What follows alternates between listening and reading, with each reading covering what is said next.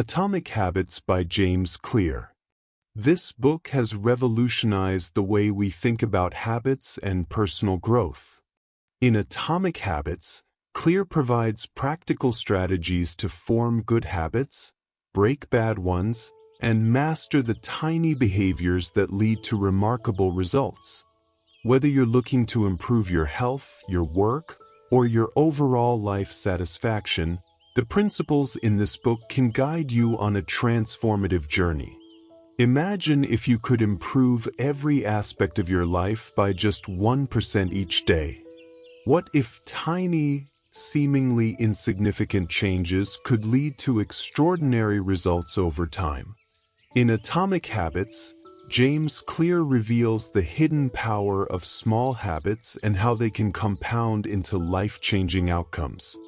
This isn't just about willpower or motivation. It's about creating a system that makes good habits inevitable and bad habits impossible. Stay with us until the end and you'll discover practical strategies that can help you achieve your goals, no matter how big or small. If you've ever struggled to make lasting changes or wondered how successful people build their habits, this summary is for you. Let's dive in and unlock the power of Atomic Habits together. The surprising power of Atomic Habits. In 2003, a pivotal day arrived for British cycling. Since 1908, British riders had won only one gold medal in the Olympic Games. For 110 years, no British cyclist had won the Tour de France. The performance of British riders was so dismal that no top bike manufacturers wanted to sell bikes to the team for fear of tarnishing their reputation. However, when the governing body for professional cycling in Britain hired Dave Brailsford, something unprecedented happened.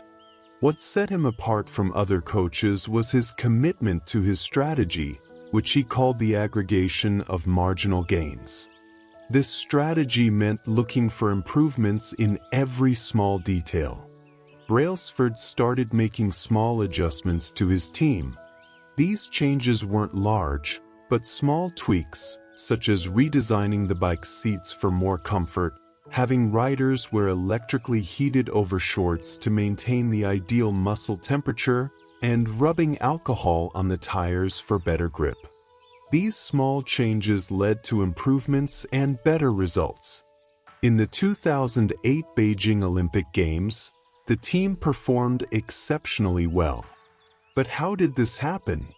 How did an ordinary team of athletes become world champions with just small changes? No one could have imagined that these small efforts could make such a big difference. Often, we don't notice these small improvements, even if they are just 1%. But if you pay attention, they are very effective and their effects are seen not immediately, but after several years. Let's see how this works mathematically. If you improve by 1% every day for a year, you will end up 37 times better by the end of the year. Habits are like the compound interest of self-improvement. Their impact doesn't show up in a day, but definitely becomes visible after months of practice. However, the sad part is that these habits work at such a slow pace that it often takes a long time to get rid of bad habits. If you eat an unhealthy meal today, your weight on the scale won't change at all, but if you keep repeating this, you'll see toxic results. As it is said, whether you are successful or unsuccessful today doesn't matter as much as your habits, which determine if you are moving in the right direction or not. How your habits shape your identity and vice versa. Why is it so hard to break bad habits, while good habits are so difficult to adopt? Despite our best intentions, once bad habits take hold, they don't let go easily. We may try our best to change them, but often fail, and the reasons are: 1. We try to change the wrong things, and 2. Our approach is not effective.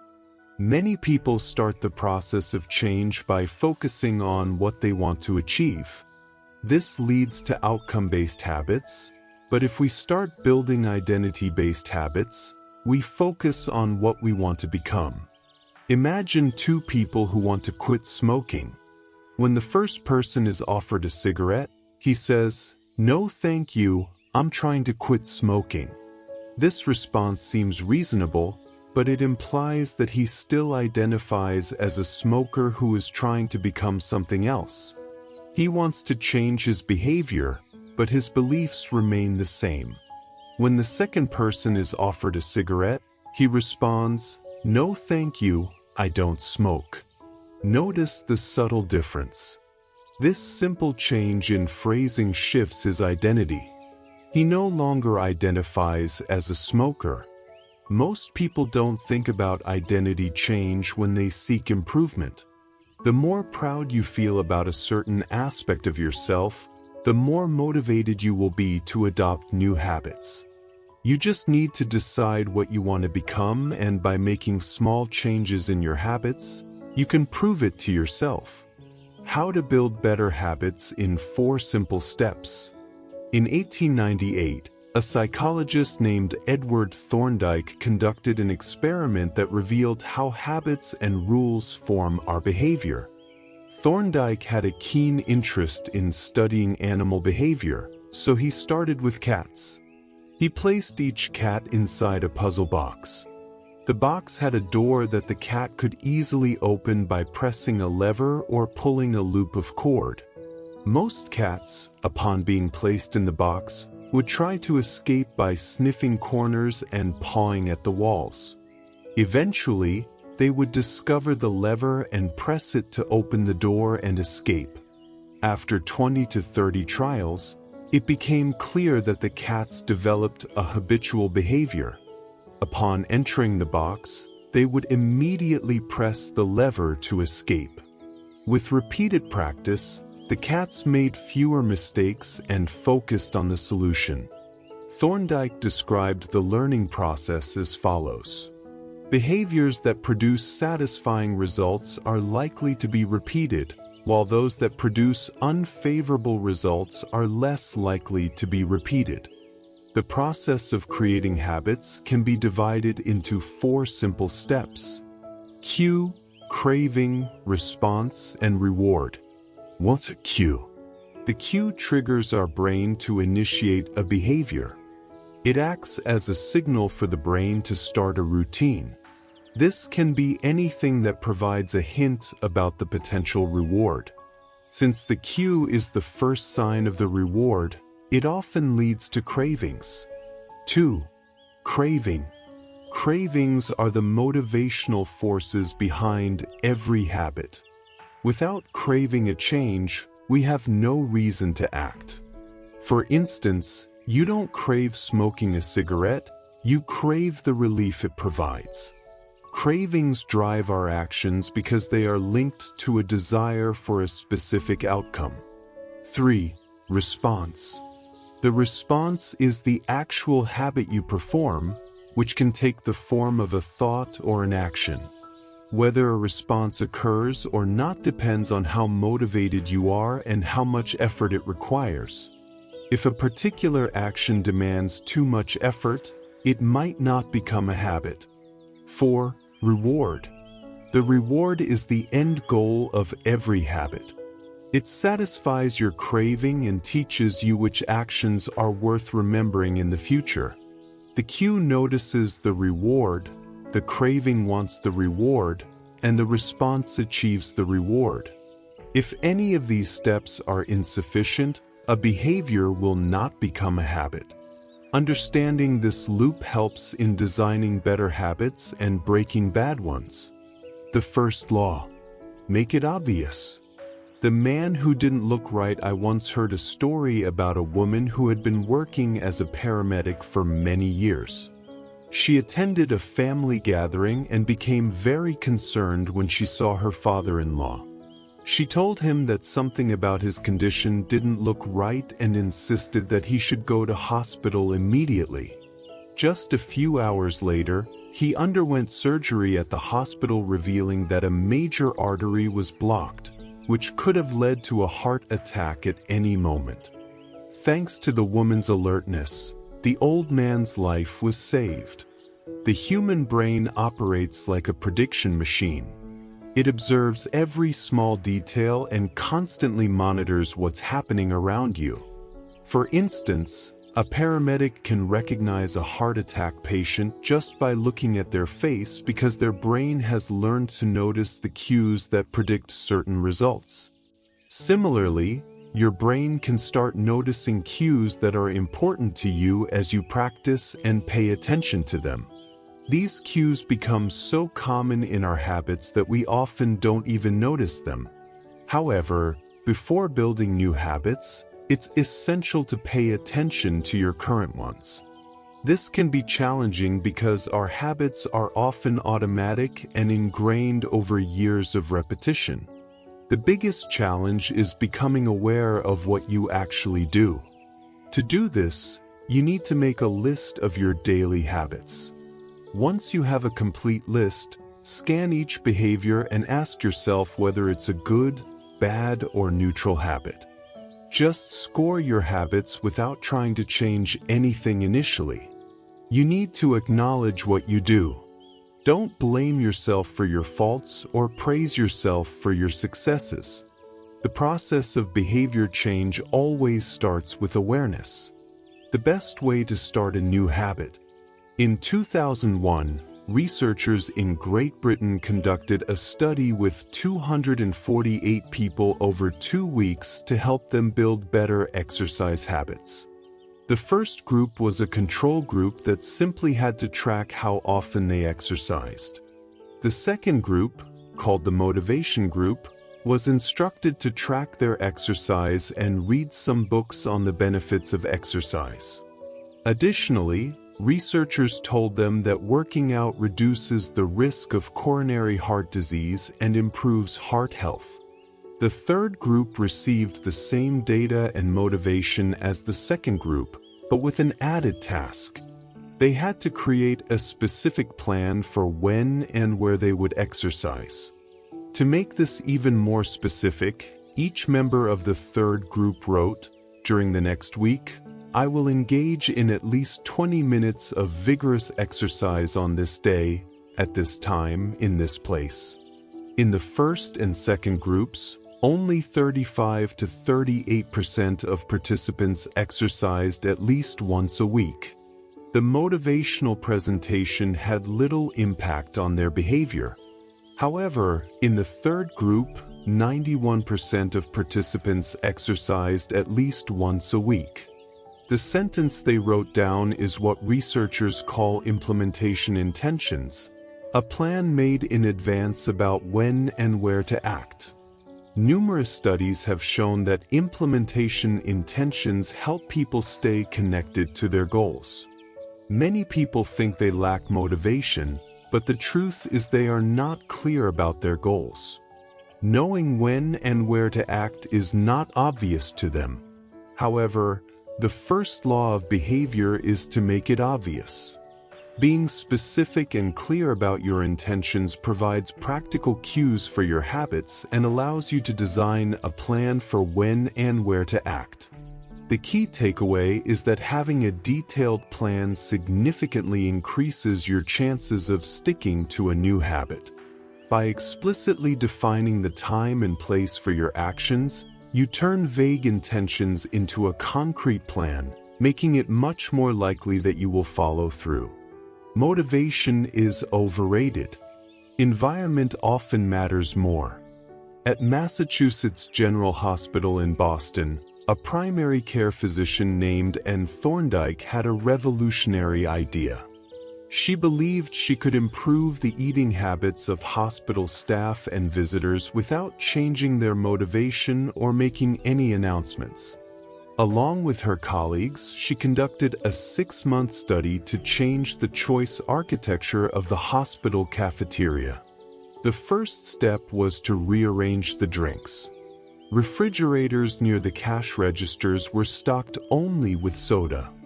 They replaced the soda with water bottles, not only in the refrigerators but also at various food stations throughout the room. Soda was still available in the main refrigerator, but water was now accessible everywhere. Over the next 3 months, soda sales dropped by 11.4%, while bottled water sales increased by 25.8%. Similar changes were made to the food arrangements, and the results were consistent. No one noticed the changes, yet the impact was significant. Often people don't choose what to eat because they particularly want it, but because of where it is placed. Imagine you walk into your kitchen and find a plate of cookies. You might immediately start eating them, not because you're hungry, but because they're right there in front of you. Your habits can change in the same way, depending on where you are and the cues around you. Environment plays an invisible role in shaping human behavior. No matter how different our personalities are, some behaviors are automatically formed due to our environmental conditions.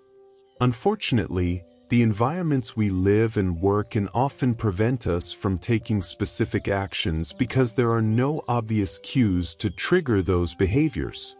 If you want to make a habit a main part of your life, you need to make the cue a main part of your environment. This means that to foster good habits, you should design your environment in a way that promotes them. For example, if you want to drink more water, place water bottles around your living space. If you want to read more, leave books in places where you spend a lot of time. By making small adjustments to your environment, you can create a setting that naturally encourages positive behaviors, reducing the reliance on motivation alone. The secret to self-control. In 1971, during the 16th year of the Vietnam War, Congressman Robert Steele from Connecticut and Morgan Murphy from Illinois made a shocking discovery that stunned the American public. While visiting the troops, they found out that almost 15% of the U.S. soldiers sent to Vietnam were drug addicts. Follow-up research revealed that 35% of the service members in Vietnam had tried heroin and 20% were addicted to it. This discovery led to the creation of a special action office for drug abuse prevention to help rehabilitate these service members when they returned to the U.S. Lee Robbins, a research director, proved that if there is a radical change in the environment, addictions can quickly disappear. The soldiers in Vietnam spent all their time surrounded by cues that triggered heroin use. The drug was easily accessible. The stress of the war, fellow soldiers who were also users, and the anxiety of being far from home and family. However, when these soldiers returned to the U.S., they were in an environment devoid of such cues and their habits changed accordingly.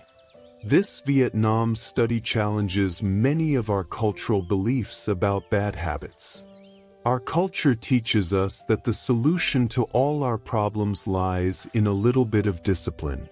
However, recent research has proven otherwise.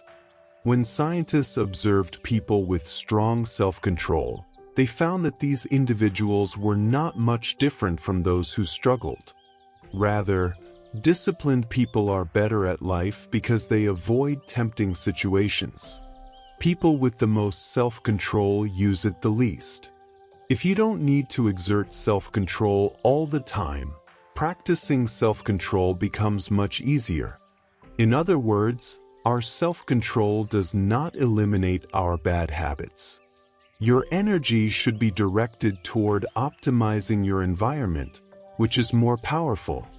Make the cues for your good habits obvious and make the cues for your bad habits invisible. This means that to foster good habits, you should design your environment in a way that promotes them. For example, if you want to drink more water, place water bottles around your living space. If you want to read more, leave books in places where you spend a lot of time. By making small adjustments to your environment, you can create a setting that naturally encourages positive behaviors, reducing the reliance on motivation alone. The second law, make it attractive. How to make a habit irresistible. In Dublin, Ireland, an electrical engineering student named Ronan Byrne loved watching Netflix, but also knew he needed to exercise. So, he came up with an idea. He connected his stationary bike to his laptop and TV. Then, he created a computer program that made Netflix work only if he pedaled at a certain speed. By using temptation in this way, exercising became more enjoyable for him. How did this work? It's simple. Connect the action you need to do with the action you want to do. This method is called temptation bundling and applies a psychological theory known as Premack's principle. This principle essentially states that you are more likely to perform a less desirable activity if it is linked to a more desirable one.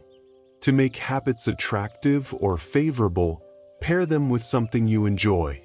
For instance, if you enjoy listening to audiobooks but need to work out, only listen to your favorite audiobook while exercising. This makes the less desirable activity, working out, more appealing because it's paired with something you enjoy, listening to an audiobook. This technique works because it combines immediate gratification with long-term benefits, making the habit more irresistible. By making the necessary actions attractive, you're more likely to stick with them, creating a sustainable habit that doesn't feel like a chore. The role of family and friends in shaping your habits. We don't choose our first habits. We imitate them. We follow our family and friends, our church, our school, our local community, and society at large. Every culture and group has its own set of standards that influence our habits. We unknowingly imitate those close to us, picking up their habits. We copy our parents and try to handle arguments and fights the way they do. We even imitate our coworkers. It's a well-known rule that if you are close to someone, you are likely to copy them. A study found that if one of your friends is obese, your chances of becoming obese increase by 57%, and the same applies in reverse. In a way, our friends and family act as invisible peer pressure. We tend to go in the same direction they do. Of course, peer pressure is only harmful when it leads to negative influences.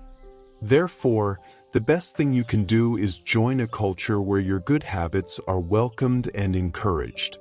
Surrounding yourself with people who have the habits you aspire to develop will make it easier for you to adopt those habits. Your environment, including your social circles, plays a crucial role in shaping your behavior. Being part of a supportive community can reinforce positive habits and make it more likely for you to stick with them. How to find and fix the causes of your bad habits. You can make any hard habit easier by linking it to a positive mindset. We often say things like, "I have to do this," or "I have to do that." But what if we simply changed one word? Instead of saying, "I have to get up to go to work," say, "I get to get up to go to work." By simply changing the words, you change your entire perspective. This way, you highlight the benefits of your habit rather than the setbacks and disadvantages. The secret to finding and fixing the causes of your bad habits is to reframe the association you have with them. By thinking about them differently, you can turn any hard habit into an enjoyable one. For example, if you dislike exercising, instead of thinking, "I have to exercise," think, "I get to exercise and improve my health." This subtle shift in language emphasizes the positive outcomes rather than the effort involved. This reframing can make a significant difference in how you perceive and approach your habits. By focusing on the benefits and positive aspects, you can transform your mindset and make it easier to stick with good habits. This approach helps you to appreciate the advantages of your actions, making them more appealing and sustainable in the long run. The third law, make it easy. Walk slowly but never backward. Forming a habit is a process in which a behavior, through repetition, becomes an automatic reflex. Habit repetition brings about clear physical changes in the brain. For example, the cerebellum part of musicians' brains is larger compared to non-musicians. Each time you repeat an action, you activate a specific neural circuit associated with that habit. The time it takes to form a habit doesn't matter as much. Time has never been the problem. What matters is the rate at which you perform a certain behavior. Whether you do something twice in 40 days or 200 times, it's not about the duration, but the frequency. To create any habit, you need to practice it consistently. The key to making habits easier is to focus on small, manageable steps. The goal is to reduce the friction associated with starting a new habit. For instance, if you want to start exercising, begin with just a few minutes a day rather than committing to an hour-long workout. Gradually increase the time as the habit becomes more ingrained. By making habits easy and reducing the barriers to starting them, you increase the likelihood of sticking with them. Simplify the process and break down the habit into smaller steps to make it more achievable. Remember, progress may be slow, but as long as you're moving forward and not backward, you're on the right track. Consistent small steps will eventually lead to significant changes. The law of least effort energy is valuable, and the brain is designed to conserve it whenever possible. It's human nature to follow the law of least effort, which states that when people are given two similar choices, they will naturally choose the one that requires the least effort. Every action requires a certain amount of energy, and the more energy required, the less likely we are to do it. In a sense, every habit is just an obstacle standing between you and the desired outcome. Dieting is an obstacle to being fit, and meditation is an obstacle to peace of mind. You don't love the habit itself, you love the outcome it delivers. But if we're all so lazy, how do some people achieve difficult goals?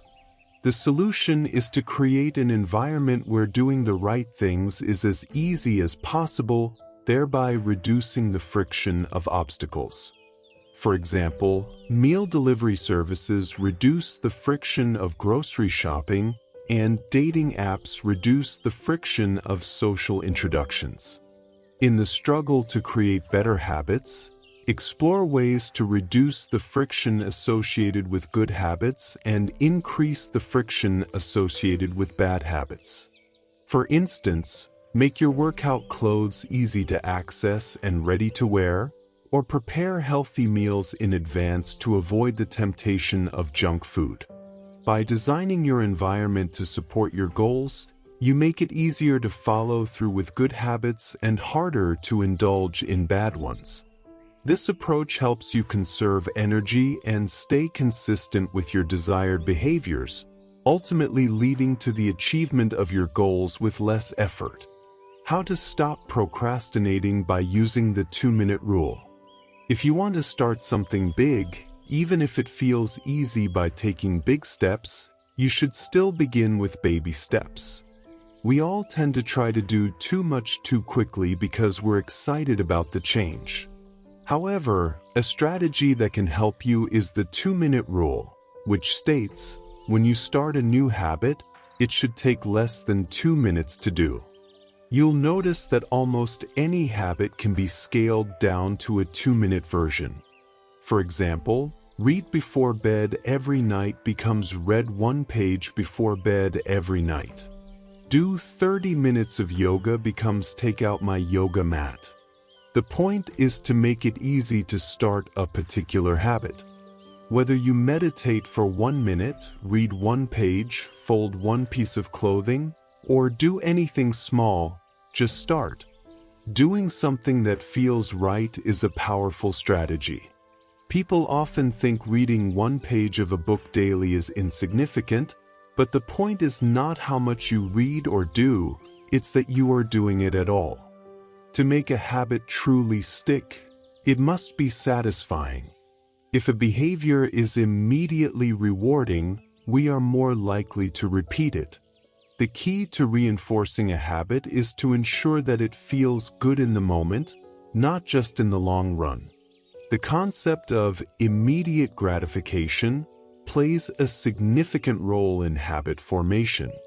While bad habits provide instant pleasure and long-term consequences, good habits often provide long-term benefits but require short-term effort. This discrepancy makes it difficult to stick with good habits. However, if we can find ways to make good habits enjoyable, they become more sustainable. One way to make a habit satisfying is by tracking progress.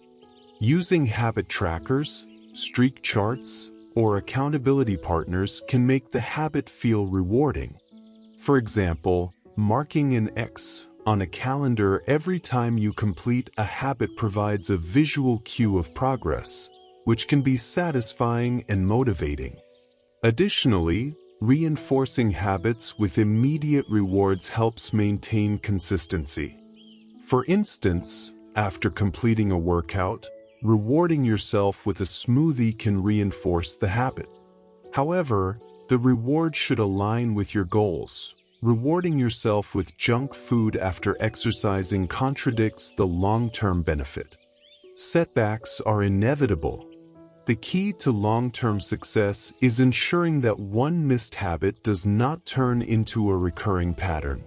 The "never miss twice" rule states that if you fail to complete a habit once, make sure to get back on track immediately. Missing once is an accident. Missing twice is the beginning of a new habit.